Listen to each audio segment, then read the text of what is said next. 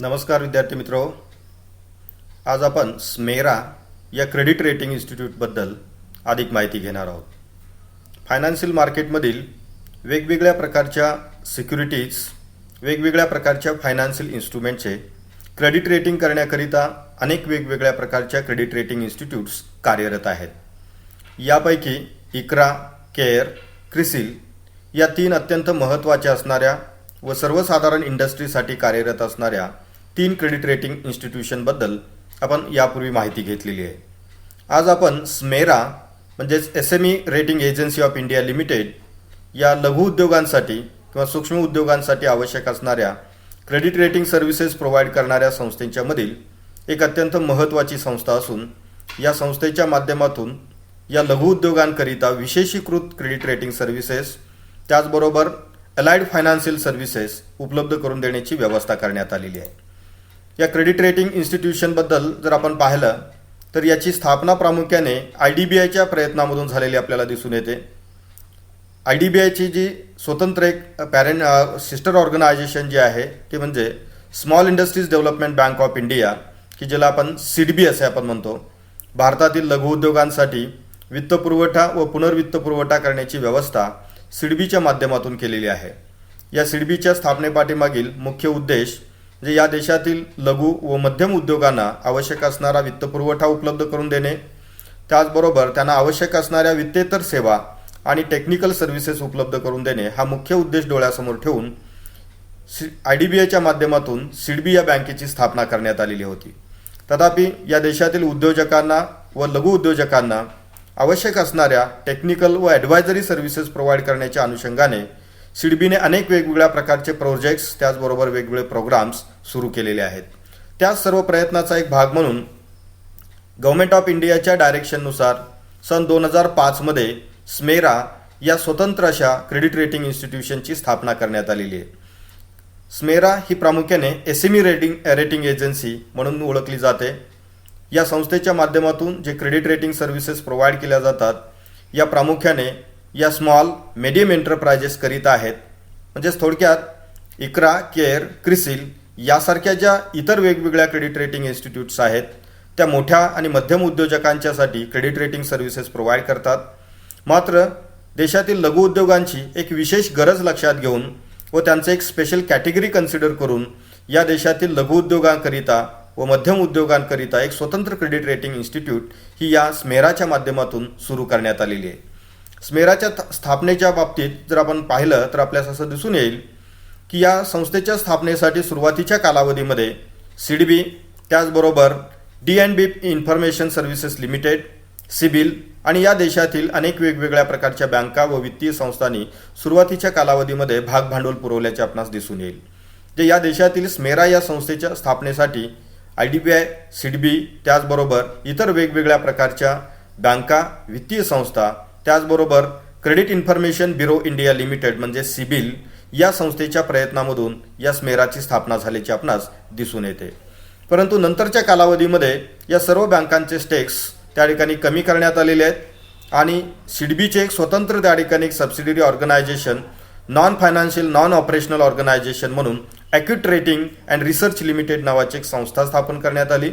व या संस्थेकडे या स्मेराचे संपूर्ण त्या ठिकाणी मालकी ही हँडओव्हर करण्यात आलेली आहे आणि त्यामुळे सध्या स्मेरा ही त्या ठिकाणी acute rating and research limited या संस्थेची फुल्ली ओन्ड सबसिडियरी म्हणून त्या ठिकाणी कार्यरत आहे. यामध्ये सर्वप्रथम जर आपण पाहिलं तर या संस्थेच्या स्थापनेसाठी विशेष प्रयत्न SIDBIच्या माध्यमातून त्या ठिकाणी केल्याचे आपणास दिसून येईल. स्मेरा ही भारतातीलच नव्हे तर जगातील ही पहिली अशी संस्था आहे की जी केवळ मध्यम आणि लघु उद्योगांसाठी रेटिंग सर्व्हिसेस प्रोव्हाइड करण्याचं काम करत आहे. जगभरातील अनेक वेगवेगळ्या प्रकारच्या क्रेडिट रेटिंग इन्स्टिट्यूशन जर आपण पाहिल्या की ज्यामध्ये आपण स्टँडर्ड अँड पुअरचा उल्लेख आपण करू शकतो की अशा अनेक वेगवेगळ्या जगभरातील प्रगत देशामधल्या असतील किंवा विकसनशील देशामधल्या क्रेडिट रेटिंग एजन्सीज असतील, या सर्व क्रेडिट रेटिंग एजन्सीज या सर्वांच्यासाठी काम करणाऱ्या क्रेडिट रेटिंग ऑर्गनायझेशन्स आहेत. मात्र स्मेराच्या बाबतीत जर आपण पाहिलं तर स्मेरा ही एक स्वतंत्र आणि केवळ लघु उद्योगांसाठी आणि मध्यम उद्योगांसाठी क्रेडिट रेटिंग देणारी ही एक स्पेशलाइज्ड ऑर्गनायझेशन आहे आणि म्हणून तिचं एक वैशिष्ट्य किंवा तिची एक खासियत की आपण सर्वांनी लक्षात घेणं अत्यंत आवश्यक आहे. त्याचबरोबर या संस्थेने या देशातील अनेक वेगवेगळ्या बँका असतील, वेगवेगळ्या वित्तीय संस्था असतील की त्यांच्याबरोबर टायअप केलेले आहेत की जेणेकरून या देशातील लघु उद्योगांना आणि मध्यम उद्योगांना आवश्यक असणारा वित्तपुरवठा सहजपणे उपलब्ध करून देण्याची व्यवस्था करता येईल व नवनवीन उद्योगांची स्थापना करता येईल. या उद्देशाने स्मेराने त्या ठिकाणी या देशातल्या डेव्हलपमेंट बँक्स असतील, डेव्हलपमेंट फायनान्शियल इन्स्टिट्यूशन्स असतील, त्याचबरोबर वेगवेगळ्या कॉर्पोरेट बँक्स असतील की या सर्वांच्या बरोबर MOU केलेले आहेत, टायअप केलेले आहेत आणि त्याचा खूप मोठा फायदा या देशातील लघु उद्योगांना होत असल्याचे आपणास दिसून येत आहे. आणखीन एक महत्त्वाची बाब म्हणजे आपणा सर्वांना कल्पना आहे की या देशातील लघु व मध्यम उद्योगांकरिता मुद्रा स्कीम जी चालू करण्यात आलेली आहे, तर या मुद्रा स्कीम बरोबर देखील या योजनेमध्ये देखील या स्मेराचं योगदान हे अत्यंत महत्त्वाचं आहे. या योजनेच्या अंतर्गत लघु उद्योजकांना व व्यावसायिकांना अल्प व्याजदराने त्याचबरोबर सवलतीचा वित्तपुरवठा करण्याची व्यवस्था देखील या स्मेराच्या माध्यमातून केली जात असल्याचे आपणास दिसून येईल. म्हणजेच इतर क्रेडिट रेटिंग ऑर्गनायझेशन आणि स्मेरा याच्यामधला एक महत्त्वाचा जो फरक आहे तो म्हणजे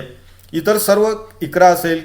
क्रिसिल असेल, त्याचबरोबर केअर असेल यासारख्या ज्या क्रेडिट रेटिंग ऑर्गनायझेशन्स आहेत या केवळ क्रेडिट रेटिंग सर्व्हिसेस प्रोव्हाइड करतात. त्याचबरोबर पतदर्जाच्या संदर्भात असणाऱ्या वेगवेगळ्या प्रकारचं संशोधन करणं असेल, त्याबरोबर बाबतचे वेगवेगळे केस स्टडी कंडक्ट करणं असेल, यासारख्या कार्यामध्ये या संस्था व्यस्त आहेत.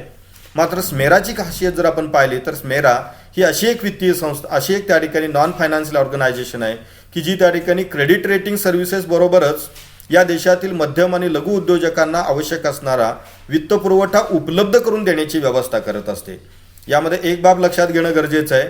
की स्मेराच्या माध्यमातून थेट कोणत्याही प्रकारचा वित्तपुरवठा केला जात नाही. मात्र या देशातील उद्योजकांना आवश्यक असणारा जो वित्तपुरवठा आहे तो उपलब्ध करून देण्याची व्यवस्था एक मध्यस्थ म्हणून या स्मेराच्या माध्यमातून ही महत्त्वाची भूमिका पार पाडली जाते आहे. या संस्थेच्या माध्यमातून अनेक वेगवेगळ्या प्रकारचे क्रेडिट रेटिंग्स दिले जात असतात. त्यामधला स्मेरा D&B SME रेटिंग जी पद्धती वापरली जाते ती प्रामुख्याने या लघु उद्योजकांच्यासाठी आहे, ज्यामध्ये एखाद्या लघु उद्योगाचे किंवा मध्यम उद्योगाचे क्रेडिट रेटिंग करत असताना त्यांचा पतदर्जा तपासत असताना 4 महत्त्वाच्या बाबीवरती फोकस केला जातो, किंबहुना आपण त्याला की या इन्स्पेक्शनचे 4 इंडिकेटर्स आहेत असंही आपण त्या ठिकाणी म्हणू शकतो. यामध्ये पहिला महत्त्वाचा जो भाग आहे तो म्हणजे फायनान्शियल रिस्क, त्याचबरोबर business risk, management risk, project risk, अशा 4 वेगवेगळ्या प्रकारचे ज्या रिस्क आहेत की ते अनालाइज करण्याचं काम या स्मेराच्या माध्यमातून केलं जात असतं. यामध्ये फायनान्शियल रिस्कमध्ये जर आपण पाहिलं तर 3 सब इंडिकेटर्स आपल्याला पाहाव्यास मिळतील. एक म्हणजे अकाउंटिंग क्वालिटी आहे, त्याचबरोबर पास्ट फायनान्शियल्स आहेत, जे या संस्थेचे जे काही भूतकाळातले आर्थिक व्यवहार आहेत त्याबाबतच्या अनेक वेगवेगळ्या बाबी आहेत की त्याची तपासणी याच्यामध्ये केली जात असते. फायनान्शियल फ्लेक्सिबिलिटी जी आहे या संस्थेच्या बाबतची याची तपासणी यामध्ये केली जात असते. बिझनेस रिस्कच्या अंतर्गत इंडस्ट्री रिस्क आहे, मार्केट पोझिशन आहे, ऑपरेटिंग एफिशियन्सी आहे, या 3 गोष्टीची तपासणी बिझनेस रिस्कच्या अंतर्गत त्या ठिकाणी केली जात असते. इंडस्ट्री रिस्कमध्ये वाढत जाणारी कॉम्पिटिशन असेल, प्रतिस्पर्धी उद्योगांच्या पॉलिसीज असतील किंवा त्या ठिकाणी रायव्हल उद्योग जे असतात की अशा उद्योगांच्या पॉलिसी असतील, यासारख्या वेगवेगळ्या बाबीमध्ये संबंधित संस्था किंवा लघु उद्योग नेमकं त्याचा स्टेटस काय आहे, त्याची मार्केट पोझिशन काय आहे की याचाही अभ्यास यामध्ये त्या ठिकाणी केला जात असतो. त्याचबरोबर प्रोजेक्ट रिस्कच्या अंतर्गत टाइमली एक्झिक्युशन असेल, त्याचबरोबर रिस्क ऑफ कॉस्ट ओव्हरजेन असेल, या काही महत्त्वाच्या ज्या बाबी आहेत की त्या अत्यंत महत्त्वाच्या आहेत. कारण प्रोजेक्ट रिस्कमध्ये सर्वात महत्त्वाचा जो भाग असतो की प्रोजेक्टमध्ये इन्व्हेस्टमेंट सुरू केल्यानंतर प्रत्यक्षात त्याची एक्झिक्युशनची प्रोसेस असेल, त्यामधला टाइमली इम्प्लिमेंटेशन असेल की या बाबी आत्तापर्यंत या उद्योग संस्थेने कोणत्या पद्धतीने केलेल्या आहेत आणि पुढील कालावधीमध्ये या संपूर्ण बाबीचं इम्प्लिमेंटेशन करण्याची जी स्ट्रॅटेजी आहे ती नेमकी या संस्थेकडे, या उद्योगाकडे काय आहे याचाही अभ्यास याच्यामध्ये प्रोजेक्ट रिस्कच्या अंतर्गत केला जात असतो. त्याचबरोबर मॅनेजमेंट रिस्कच्या अंतर्गत रिलेटेड एक्सपिरियन्स असणारे डायरेक्टर्स असतील किंवा उद्योजक असतील की त्या उद्योग संस्थेमध्ये किती आहेत, त्याचबरोबर त्यांचे क्वालिफिकेशन्स काय आहेत, जे ज्या उद्योग क्षेत्रामध्ये किंवा सेवा क्षेत्रामध्ये ते उतरलेले आहेत त्या क्षेत्रामधला भूतकाळातला त्यांचा काही अनुभव त्यांच्या पाठीशी आहे का, त्या संदर्भात असणारे काही प्रॉपर क्वालिफिकेशन्स त्यांच्याकडे आहेत का, त्या उद्योगाशी संबंधित असणारे स्किल्स त्यांच्याकडे आहेत का, याही गोष्टीचा आढावा याच्यामध्ये की त्या ठिकाणी घेतला जात असतो. आणि सर्वात महत्त्वाचा भाग म्हणजे इंटिग्रिटी अँड गव्हर्नन्स. इंटिग्रिटी हा एक अत्यंत महत्त्वाचा भाग आहे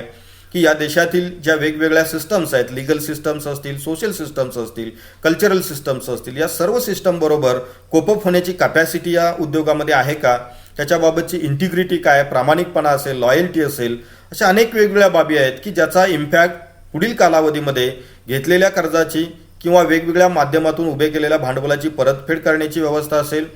त्याचबरोबर संकलित केलेल्या भांडवलाचं प्रॉपर युटिलायझेशन असेल, अशा अनेक वेगवेगळ्या गोष्टी या इंटिग्रिटीवरती अवलंबून असतात. आणि त्यामुळे की याही बाबीची तपासणी शक्य त्या मार्गाने या स्मेराच्या माध्यमातून संबंधित उद्योगाबाबत ही केली जात असते. अशा या लघु उद्योगांच्या क्रेडिट रेटिंगचा जर प्रोसेस फ्लो जर आपण पाहिला तर सर्वात पहिला टप्पा याच्यामध्ये असतो तो म्हणजे submission of information and document. ज्या लघु उद्योगाला, ज्या लहान उद्योगाला आपले क्रेडिट रेटिंग करून घ्यावयाचे आहे की त्यांनी स्मेराकडे सर्वप्रथम की आपली इन्फॉर्मेशन आणि रिलेटेड डॉक्युमेंट सबमिट करणं हे अत्यंत आवश्यकता असते. त्यानंतरचा जो दुसरा टप्पा असतो तो म्हणजे site inspection and management discussion. जेव्हा त्या ठिकाणी एखादा लघु उद्योग स्मेराकडे प्रपोजल देतो तेव्हा स्मेराचे ऑफिसर्स त्या ठिकाणी त्या उद्योगाचे साईट इन्स्पेक्शन्स करतात. त्याचबरोबर त्यांचं जे मॅनेजमेंटमधले प्रतिनिधी आहेत की त्यांच्याबरोबर डिस्कशन्स करत असतात. त्यांचे प्लान समजून घेणं असेल, त्यांच्या स्ट्रॅटेजीज समजून घेणं असेल, त्यांची फायनान्शियली सिच्युएशन समजून घेणं असेल, त्यांचे स्किल्स क्वालिफिकेशन्स असतील, यासारख्या बाबीचं अंडरस्टँडिंग असेल तर याकरिता त्या ठिकाणी साईट इन्स्पेक्शन आणि मॅनेजमेंट डिस्कशन हे अत्यंत महत्त्वाचं राहतं. त्यानंतर तिसरा टप्पा जो असतो तो म्हणजे detail analysis by rating agency. आणि त्यानंतरच्या टप्प्यामध्ये की या संस्थेच्या संदर्भात डिटेल अनालिसिस असेल आणि रेटिंगच्या अनुषंगाने जे पॅरामीटर्स आहेत त्या पॅरामीटरच्या अनुषंगाने अनालिसिसची बाब असेल की या सर्व बाबी त्या ठिकाणी परफॉर्म केल्या जात असतात. चौथ्या टप्प्यामध्ये जर आपण पाहिलं तर या चौथ्या टप्प्यामध्ये assignment of the rating by the rating committee. या संस्थेची जी रेटिंग कमिटी आहे या रेटिंग कमिटीकडे ही संपूर्ण माहिती सादर केली जाते. या कमिटीमध्ये असणारे जे वेगवेगळे एक्सपर्ट्स आहेत ते सर्व एक्सपर्ट त्या ठिकाणी त्याच्यावरती विचारमंथन करतात, त्याचं अनालिसिस करतात, ऑब्झर्वेशन करतात आणि त्यानंतर या संबंधित लघु उद्योगाला कोणते रेटिंग दिले जाईल याचं निर्धारण करतात. म्हणजे ही एक अशी प्रक्रिया असते की या प्रक्रियेमध्ये त्या ठिकाणी संबंधित उद्योगाचं रेटिंग हे फायनल करण्याची प्रोसेस याच्यामध्ये असते. अर्थात हे रेटिंग फायनल केल्यानंतर संबंधित लघु उद्योगाला कळवण्याची एक प्रक्रिया त्यामध्ये असते. पुढच्या टप्प्यामध्ये जे काही रेटिंग त्या ठिकाणी निर्धारित करण्यात आलेलं आहे ते त्या ठिकाणी संबंधित उद्योजकाला कळवलं जातं आणि त्यांना ते मान्य असेल तर त्या ठिकाणी ते पब्लिश करण्याची प्रक्रिया ही सुरू केली जात असते. या प्रक्रियेमध्ये काही वेळेस असं घडू शकतं की काही विशिष्ट कारणास्तव विशिष्ट इंडिकेटरमध्ये कमी रेटिंग मिळाल्यामुळं संबंधित लघु उद्योगाचं ओव्हरऑल रेटिंग जे आहे ते कमी होण्याची शक्यता असते. परंतु अशा परिस्थितीमध्ये कंप्लायन्स करण्याची किंवा त्या ठिकाणी ॲडिशनल डेटा प्रोव्हाइड करून त्याच्यामध्ये इम्प्रूव्हमेंट करण्याची संधी म्हणून या उद्योजकाला दिली जाते. आणि हे उद्योजक आवश्यक असणारी जर माहिती यापूर्वीच्या डॉक्युमेंटमध्ये सादर झालेली नसेल आणि त्याचा इफेक्ट जर रेटिंगवरती होत असेल तर जे उपलब्ध असणारे डॉक्युमेंट्स आहेत असे डॉक्युमेंट पुन्हा त्या कमिटीकडे सादर करू शकतात आणि पुन्हा रिव्हिजन ऑफ रेटिंग त्या ठिकाणी घडू शकतं, होऊ शकतं की ज्यामुळे संबंधित उद्योगाचं योग्य रेटिंग होण्यासाठी यामध्ये मदत होत असते. आणि त्यानंतरची फायनल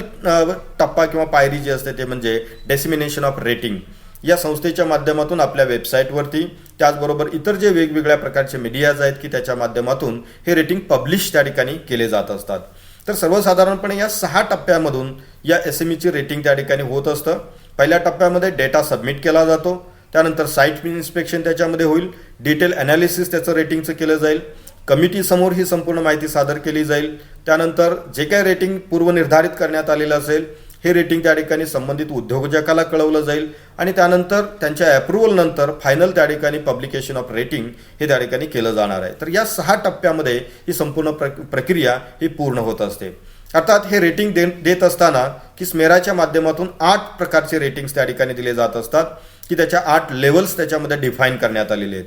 यामध्ये रेटिंग 1 जर त्या ठिकाणी मिळालेलं असेल तर संबंधित लघु उद्योग हा हायेस्ट क्रेडिट वर्दीनेस असणारा उद्योग आहे असं समजलं जातं. त्याचबरोबर सेकंड रेटिंग असेल तर हाय क्रेडिट वर्दीनेस, 3 रेटिंग असेल तर गुड क्रेडिट वर्दीनेस, 4 रेटिंग असेल तर above average credit worthiness, 5 rating असेल तर ॲव्हरेज क्रेडिट वर्दीनेस, 6 रेटिंग असेल तर बिलो ॲव्हरेज, 7 असेल तर वीक क्रेडिट वर्दीनेस आणि 8 जर त्या ठिकाणी रेटिंग मिळालेलं असेल तर पुअर क्रेडिट वर्दीनेस. म्हणजेच 8 रेटिंग हे त्या ठिकाणी अत्यंत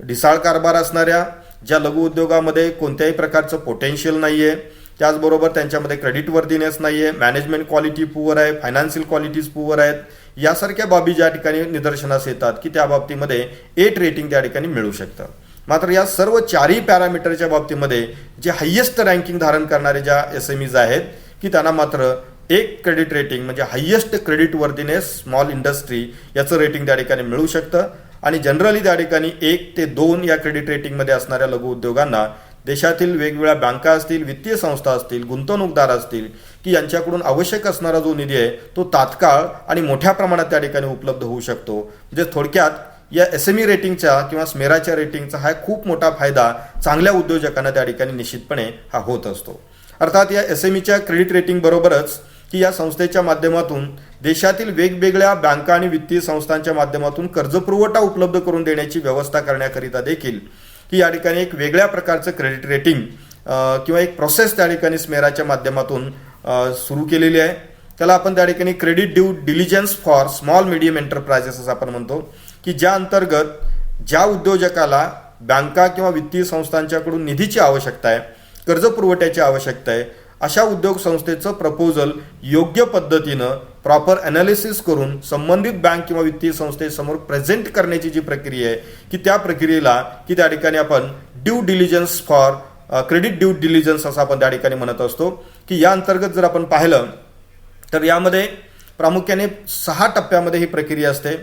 की ज्यामध्ये सर्वप्रथम संबंधित कंपनीनी की याचं ॲग्रीमेंट जे आहे ते ॲग्रीमेंट साईन करणं आवश्यक आहे.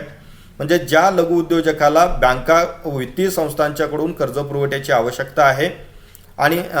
तशा प्रकारची प्रोसेस ही स्मेराने करावी अशी अपेक्षा आहे, अशा उद्योजकांनी सर्वप्रथम स्मेराबरोबर एक त्या ठिकाणी ॲग्रीमेंट साईन करावं लागतं आणि संपूर्ण त्या ठिकाणी त्याचे आवश्यक असणारे डॉक्युमेंट्स याच्यामध्ये सबमिट करणं आवश्यक आहे. हे डॉक्युमेंट सबमिट केल्यानंतर स्मेराचे एक्सपर्ट जे आहेत ते साईट इन्स्पेक्शन त्या ठिकाणी करत असतात. क्रेडिट रेटिंग प्रमाणेच त्या ठिकाणी मॅनेजमेंट डिस्कशन्स त्या ठिकाणी केले जात असतात आणि त्यानंतर एक डिटेल्ड रिपोर्ट त्या ठिकाणी तयार केला जातो की जो संबंधित उद्योगाचं पोटेन्शियल असेल, त्याची फायनान्शियल सिच्युएशन असेल, त्यांचा प्रपोज्ड प्लॅन असेल, तो इम्प्लिमेंट करण्याच्या अनुषंगाने पॉलिसीज असतील, या उद्योजकाचं बॅकग्राऊंड असेल, अशा ज्या अनेक आवश्यक असणाऱ्या वेगवेगळ्या ज्या बाबी आहेत की त्याबाबतचा एक डिटेल रिपोर्ट तयार केला जातो आणि हा डिटेल्ड रिपोर्ट उद्योजकाच्या वतीनं त्या बँकिंग किंवा फायनान्शियल इन्स्टिट्यूट समोर प्रेझेंट करण्याची जबाबदारी देखील स्मेराची जी काही एक्सपर्ट टीम आहे ही टीम त्या ठिकाणी घेत असते. याचं सर्वात महत्त्वाचं कारण म्हणजे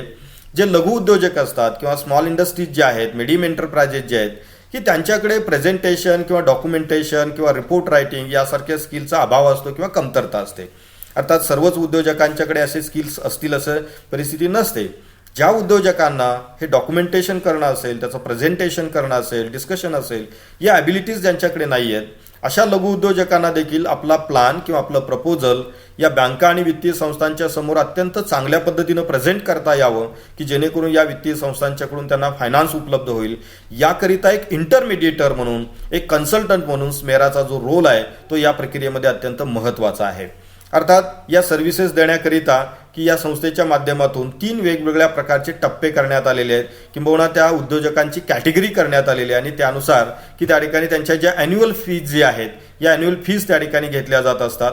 जे सर्वसाधारणपणे याच्या 3 जर कॅटेगरीज आपण जर पाहिल्या तर ज्या उद्योजकांचा टर्नओव्हर हा 50 लाख रुपये आणि त्यापेक्षा कमी आहे अशा उद्योजकांना T1 कॅटेगरीमध्ये टाकलं जातं आणि त्यांच्यासाठी ॲन्युअल फी जी असते ती 39,900 रुपये घेतली जाते. जे उद्योग त्या ठिकाणी 50 लाख रुपयापेक्षा अधिक टर्नओव्हर असणारे आणि 200 लाख रुपयापर्यंतचा टर्नओव्हर असणारे जे आहेत की त्यांच्यासाठी T2 ही कॅटेगरी करण्यात आलेली आहे. आणि या कॅटेगरीमध्ये असणारे उद्योजक जे आहेत की त्यांना जर अशी सुविधा आवश्यक असेल तर त्यांच्याकरिता 49,900 रुपये एवढी फी त्या ठिकाणी ॲन्युअल चार्ज किंवा ॲन्युअल फी म्हणून वसूल केली जाते. आणि यापेक्षा अधिक टर्नओव्हर असणारे जे उद्योजक आहेत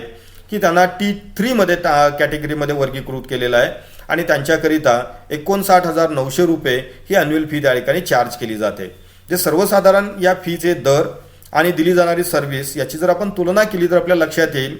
की जर उद्योजक आणि व्यावसायिकाकडे डॉक्युमेंटेशन असेल, प्रेझेंटेशन असेल, डिस्कशनच्या संदर्भातील माहिती असेल, यासारखे स्किल नसतील आणि त्यांनी स्वतः जर बँका आणि वित्तीय संस्थांच्याकडे प्रपोजल सादर करावयाचं ठरवलं तर कदाचित याहीपेक्षा जास्त खर्च त्याला करावा लागू शकतो. कारण जे प्रायव्हेट इंटरमिडिएटर असतात किंवा जे काही यामधले टेक्निकल सर्व्हिसेस प्रोव्हाइड करणारे लोक असतात किंवा वेगवेगळ्या एजन्सीज आहेत, कन्सल्टन्सी फर्म्स आहेत की या फर्म्स खूप मोठ्या प्रमाणात फी वसूल करत असतात आणि बऱ्याच वेळेला आपल्याला असंही पाहायला मिळतं की कर्ज मंजुरीच्या प्रमाणात टक्केवारीच्या दरात ही कन्सल्टन्सी चार्जेस किंवा फीस वसूल केल्या जात असतात की ज्यामुळे या लघु उद्योजकांचं किंवा ज्या मिडियम एंटरप्राइजेस आहेत की त्यांचं खूप मोठ्या प्रमाणात शोषण आणि त्यांची फसवणूक देखील बऱ्याच वेळेला होत असते.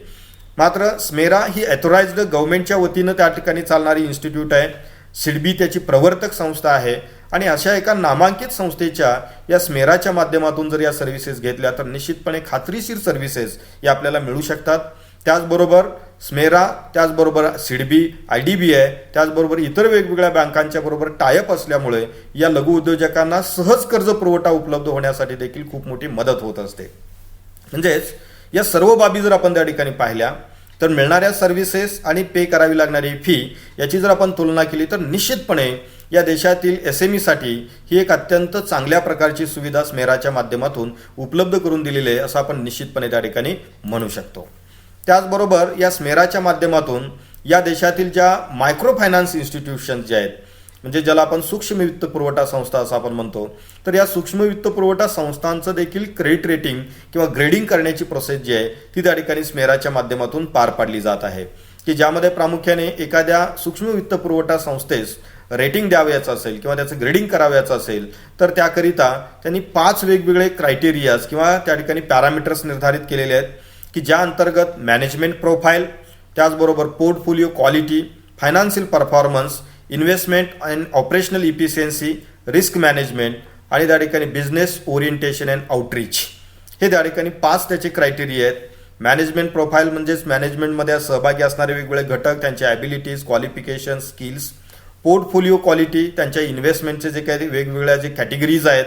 ज्या ज्या सेक्टरमध्ये त्यांनी इन्व्हेस्टमेंट केलेली आहे, ज्या ज्या प्रकारचा कर्ज पुरवठा त्यांनी केलेला आहे, हा संपूर्ण भाग हा पोर्टफोलिओमध्ये त्यांचा समाविष्ट होत असतो. फायनान्शियल परफॉर्मन्स त्यांचा कसा आहे, कर्ज वसुलीची प्रक्रिया असेल, डिपॉझिट कलेक्शन असेल, लोन डिस्ट्रीब्युशन असेल, रिकव्हरी असेल, NPAचा रेशो असेल, यासारख्या बाबींचा समावेश त्याच्यामध्ये होतो. इन्व्हेस्टमेंट अँड ऑपरेशनल इफिशियन्सी त्यांची कशी आहे, रिस्क मॅनेजमेंटसाठी कोणत्या टॅक्टिक्स अँड स्ट्रॅटेजीज ते फॉलो करतायत. बिझनेस ओरिएंटेशन अँड आउटरीचच्या बाबतीमध्ये की यांचं ब्रँचचं नेटवर्क असेल, त्याचबरोबर समाजामधल्या वेगवेगळ्या घटकांच्यापर्यंत त्यांचे पोहोचण्याच्या स्ट्रॅटेजी असतील, या सगळ्या बाबींचा समावेश त्या ठिकाणी फायनल ग्रेडिंगसाठी कन्सिडर केला जात असतो. आणि हे ग्रेडिंग प्रामुख्याने या देशातील नॉन बँकिंग फायनान्शियल कंपनीजमध्ये समाविष्ट असणाऱ्या मायक्रो फायनान्स इन्स्टिट्यूशन की ज्या रिझर्व्ह बँक ऑफ इंडियाकडे रजिस्टर आहेत आणि त्याचबरोबर ज्या सर्वसाधारण नॉन बँकिंग फायनान्शियल कंपनीज आहेत की ज्या रिझर्व्ह बँकेकडे रजिस्टर नाही आहेत, मात्र मायक्रो फायनान्स इन्स्टिट्यूशन म्हणून या देशामध्ये विविध प्रकारचे मायक्रो फायनान्सच्या सर्व्हिसेस प्रोव्हाइड करत आहेत. त्याचबरोबर सेक्शन 8 कंपनीज जे ज्या वेगवेगळ्या मोठ्या कंपनीनी किंवा संस्थांनी आपल्या स्वतंत्र सबसिडिरी म्हणून कंपनी ॲक्ट 2013 मधील सेक्शन 8 नुसार या स्वतंत्र कंपनी सुरू केलेल्या आहेत आणि त्या मायक्रो फायनान्स इन्स्टिट्यूशनच्या सर्व्हिसेस प्रोव्हाइड करतायत. अशा सेक्शन 8 कंपनीज असतील, वेगवेगळ्या सोसायटीज असतील, त्याचबरोबर त्या ठिकाणी नॉन गव्हर्नमेंटल ऑर्गनायझेशननी सुरू केलेल्या मायक्रो फायनान्स इन्स्टिट्यूशन्स असतील, ट्रस्टनी सुरू केलेल्या मायक्रो फायनान्स इन्स्टिट्यूशन्स असतील, तर अशा वेगवेगळ्या कॅटेगरीमध्ये असणाऱ्या ज्या सूक्ष्म वित्त पुरवठा संस्था आहेत या संस्थांचं ग्रेडिंग करण्याची प्रोसेस स्मेराच्या माध्यमातून केली जाते, की ज्यामध्ये प्रामुख्याने M1 ते M8 असे 8 वेगवेगळे ग्रेडिंग टेक्निक्स त्या ठिकाणी वापरले जातात. M1 म्हणजे हायेस्ट कॅपॅसिटी असणारी मायक्रो फायनान्स इन्स्टिट्यूशन आणि M8 म्हणजे लोएस्ट कॅपॅसिटी असणारी मायक्रो फायनान्स इन्स्टिट्यूशन, जे ज्या पद्धतीने लघु उद्योगांसाठी 1 to 8 या वेगवेगळ्या ग्रेडिंगच्या कॅटेगरीज करण्यात आलेल्या आहेत, त्याच पद्धतीने मायक्रो फायनान्स इन्स्टिट्यूशनची देखील M1 ते M8 अशा वेगवेगळ्या 8 कॅटेगरीज या स्मेराने त्या ठिकाणी केलेल्या आहेत, की ज्यावरून या मायक्रो फायनान्स इन्स्टिट्यूशनच्या कॅटेगरीज किंवा त्यांची सिच्युएशन ही त्या ठिकाणी आपल्या लक्षात त्या ठिकाणी येऊ शकते. म्हणजे या प्रकारे या देशातील मायक्रो फायनान्स इन्स्टिट्यूशन करिता देखील ही एक महत्त्वाची सुविधा ही दिली जाते आहे. त्याचबरोबर या देशातील मायक्रो फायनान्स इन्स्टिट्यूशनचं क्रेडिट रेटिंग करण्याबरोबरच त्यांचं ग्रेडिंग करण्याबरोबरच आणखीन एक महत्त्वाची नवीन एक नाविन्यपूर्ण रेटिंग मेथड या स्मेराने सुरू केलेली आहे आणि ती म्हणजे कोका रेटिंग. कोका रेटिंग हे त्या ठिकाणी एक वैशिष्ट्यपूर्ण रेटिंग या कारणास्तव आहे की ज्यामध्ये प्रामुख्याने कोड ऑफ कंडक्ट असेसमेंट म्हणजेच कोका, की जी मायक्रो फायनान्स इन्स्टिट्यूशन्स आहेत यांच्या ज्या रेग्युलेटरी अथॉरिटीज आहेत की ज्यामध्ये प्रामुख्याने नाबार्डचा विचार करता येतो, रिझर्व्ह बँक ऑफ इंडिया आहे.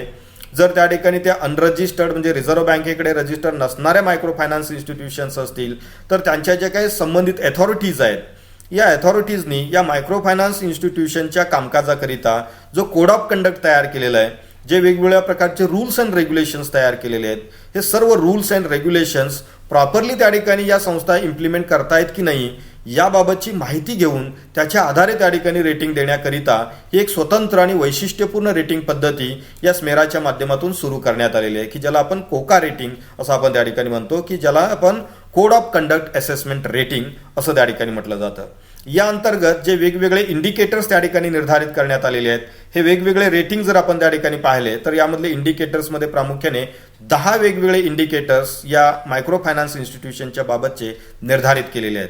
ज्यामधला पहिला इंडिकेटर म्हणजे governance system, data sharing, feedback and grievances redressal, त्याचबरोबर client education, compliances with RBI, NABARD and other financial regulatories, त्याचबरोबर सेन्सिटिव्हिटी इंडेक्स, त्याचबरोबर customer education, integrity and ethical behaviour, client protection and transparency. हे असे एकंदरीत त्या ठिकाणी 10 वेगवेगळे पॅरामीटर्स आहेत की या पॅरामीटरच्या आधारे संबंधित मायक्रो फायनान्स इन्स्टिट्यूशन जे आहे या इन्स्टिट्यूशनचं कोका रेटिंग करण्याची प्रोसेस या स्मेराच्या माध्यमातून केली जात आहे. की यामध्ये प्रामुख्याने जर आपण काही महत्त्वाचे पॅरामीटर्स पाहिले तर या मायक्रो फायनान्स इन्स्टिट्यूशनची गव्हर्नन्स सिस्टम काय आहे, त्यांच्याकडची डेटा शेअरिंग करण्याची प्रोसेस काय, मग त्यामध्ये जे काही डिस्क्लोजर्स नॉर्म्स असतील त्यानुसार ज्या माहिती डिस्क्लोज करणं आवश्यक आहे त्याबाबत योग्य पद्धतीने माहिती डिस्क्लोज केली जाते किंवा नाही, आणि जे काही प्रायव्हसीचे नॉर्म्स आहेत त्याच्याप्रमाणे जो भाग किंवा जी इन्फॉर्मेशन प्रायव्हेट ठेवणं आवश्यक आहे त्याच्यामध्ये कॉन्फिडेन्शियलिटी मेंटेन करणं आवश्यक आहे, त्या बाबतीमध्ये कॉन्फिडेन्शियलिटी कोणत्या पद्धतीनं त्या ठिकाणी मेंटेन केली जाते आहे, जे त्याच्या लेवल्स काय आहेत. जे 2 महत्त्वाच्या बाबी त्या ठिकाणी डेटा शेअरिंगच्या बाबतीमध्ये असतात. एक म्हणजे डेटा कॉन्फिडेन्शियलिटी किंवा इन्फॉर्मेशनच्या बाबतीमधली कॉन्फिडेन्शियलिटी, आणि दुसरा म्हणजे रूल्स अँड रेग्युलेशननुसार जे डिस्क्लोजर नॉर्म्स आहेत त्या अंतर्गत जी माहिती जनतेसाठी प्रसिद्ध करणं आवश्यक असतं, मॅन्डेटरी असतं, ती माहिती कोणत्या पद्धतीने त्या ठिकाणी शेअरिंग केली जाते याचाही तपास किंवा याची माहिती याच्या अंतर्गत घेतली जात असते. त्याचबरोबर फीडबॅक अँड ग्रीव्हन्सेस रिड्रेसल, संबंधित जे स्टेक होल्डर्स आहेत, कस्टमर्स आहेत, की त्यांच्याकडून फीडबॅक घेण्याच्या पद्धती काय अवलंबल्या जातात, ज्या वेगवेगळ्या कंप्लेंट्स येतात त्या हँडल करण्याच्या कंप्लेंट हँडलिंग सिस्टम ज्याला आपण म्हणतो किंवा ग्रीव्हन्सेस रिड्रेसल सिस्टम आपण ज्याला म्हणतो, ती सिस्टम या मायक्रो फायनान्स इन्स्टिट्यूशननी कोणत्या पद्धतीने त्या ठिकाणी वापरलेली आहे. क्लायंट एज्युकेशनचा भाग असेल, त्यांना ओरिएंटेशन करणं असेल, त्यांना माहिती देणं असेल, किंवा ज्याला आपण कस्टमर एज्युकेशन रफली आपण म्हणू शकतो, की ज्यामध्ये वेगवेगळे ग्राहक आहेत मायक्रो फायनान्स इन्स्टिट्यूशनचे, की त्यांना माहिती देण्यासाठी, त्यांना एज्युकेट करण्यासाठी काय प्रयत्न या संस्था करत आहेत. त्याचबरोबर कंप्लायन्सेसच्या अंतर्गत रिझर्व्ह बँकेने केलेल्या नॉर्मचं प्रॉपर इम्प्लिमेंटेशन केलं जात आहे की किंवा नाही, नाबार्डचे काही रूल्स रेग्युलेशन्स असतील, गव्हर्नमेंट ऑफ इंडियाचे रूल्स रेग्युलेशन असतील, या मायक्रो फायनान्स इन्स्टिट्यूशन ज्या ज्या स्टेटमध्ये काम करत असतात संबंधित स्टेटमधले काही रूल्स अँड रेग्युलेशन्स असतात, की या सर्व बाबींचं कंप्लायन्स योग्य पद्धतीनं होतं किंवा नाही याची तपासणी याच्या अंतर्गत केली जात असते. कस्टमर एज्युकेशन आहे, इंटिग्रिटी आणि इथिकल बिहेवियर, जे या संस्थेच्या माध्यमातून सर्व्हिसेस प्रोव्हाइड करत असताना जे काही त्या ठिकाणी बिहेवियर आहे ते इथिकल आहे किंवा नाही याची खातरजमा याच्या अंतर्गत करून घेतली जात असते. क्लायंट प्रोटेक्शनसाठी केलेल्या वेगवेगळ्या प्रोव्हिजन्स असतील आणि ट्रान्सपरन्सी मेकॅनिझम असेल, अशा अनेक वेगवेगळ्या बाबींची तपासणी करून हे कोका रेटिंग त्या ठिकाणी दिलं जातं. अर्थात कोका रेटिंग करिता C1 ते C5 हे 5 स्केल त्या ठिकाणी वापरले जातात, की ज्या अंतर्गत जर C1 हे जर त्या ठिकाणी रेटिंग प्राप्त झालेलं असेल तर त्या संबंधित मायक्रो फायनान्स इन्स्टिट्यूशनचं कोका रेटिंग हे एक्सलंट परफॉर्मन्स करणार आहे असं समजलं जातं, आणि C5 हे जर रेटिंग त्या ठिकाणी प्राप्त झालेलं असेल तर पुअर परफॉर्मन्स आहे असं समजलं जातं. जे जसं त्या ठिकाणी ग्रेडिंगच्या बाबतीमध्ये त्या ठिकाणी M1 to M8 हे 8 त्या ठिकाणी रेटिंगचे स्केल्स आहेत, तसं या ठिकाणी कोका रेटिंगच्या बाबतीमध्ये मात्र C1, C2, C3, C4 आणि C5 हे 5 रेटिंग्स त्या ठिकाणी दिले जातात, की ज्यामध्ये excellent, good, average, weak and poor या 5 कॅटेगरीमध्ये हे क्लासिफिकेशन केलं जातं, की ज्यावरून की या देशामध्ये कार्यरत असणाऱ्या ज्या मायक्रो फायनान्स इन्स्टिट्यूट्स आहेत की त्यांचं नेमका स्टेटस काय आहे, त्यांचा परफॉर्मन्स नेमका कसा आहे, यासारख्या अनेक वेगवेगळ्या बाबी रेग्युलेटरी अथॉरिटीला कळतात, त्याचे जे कस्टमर्स आहेत त्यांना त्या बाबी लक्षात येत असतात. त्याचबरोबर जे गुंतवणूकदार आहेत की ज्यांनी अशा संस्थेमध्ये आपलं भांडवल गुंतवलेलं आहे की अशा गुंतवणूकदारांना देखील त्याची माहिती मिळत असते, त्याचे डायरेक्टर्स असतील आणि इतर वेगवेगळ्या प्रकारचे स्टेक होल्डर्स असतील, की या सर्वांना आपल्या मायक्रो फायनान्स इन्स्टिट्यूशनचा नेमका स्टेटस काय आहे याच्याबाबतची इत्थंभूत माहिती उपलब्ध करून देण्याची व्यवस्था या स्मेरानी या कोड ऑफ कंडक्ट असेसमेंट रेटिंगच्या माध्यमातून केल्याचे आपणास दिसून येते. तर मित्रांनो, अशा प्रकारची एक वेगवेगळ्या प्रकारच्या सर्व्हिसेस म्हणजे प्रामुख्याने SME साठी रेटिंग करण्याची व्यवस्था करणारी,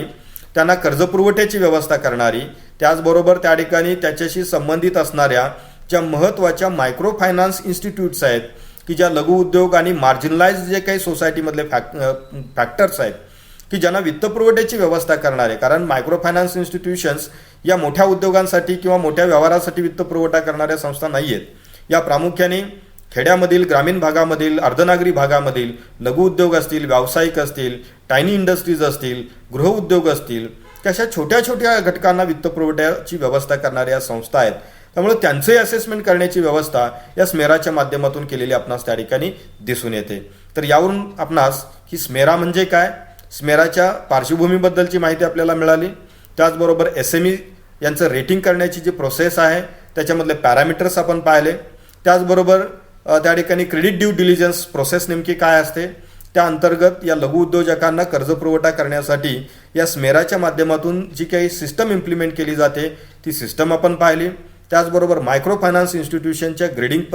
पद्धतीबद्दल माहिती घेतली आणि या मायक्रो फायनान्स इन्स्टिट्यूशनचे कोड ऑफ कंडक्ट असेसमेंट जे आहे की त्याची पद्धती किंवा त्याची प्रोसेस आपण यामध्ये समजून घेतलेली आहे. की यावरून आपणास मायक्रो फायनान्स इन्स्टिट्यूशन आणि SMEच्या बद्दल या स्मेराकडून दिल्या जाणाऱ्या वेगवेगळ्या प्रकारच्या ज्या सर्व्हिसेस आहेत या सर्व्हिसेसबद्दल आवश्यक असणारी जी माहिती आहे की यावरून आपल्याला निश्चितपणे मिळालेली असेल. अधिकची माहिती आपण निश्चितपणे या स्मेराची स्वतंत्र वेबसाईट आहे smeraonline.in या वेबसाईटवरती जाऊन आपण निश्चितपणे की या संस्थेबद्दलची अधिक माहिती आपण त्या ठिकाणी घेऊ शकता. धन्यवाद.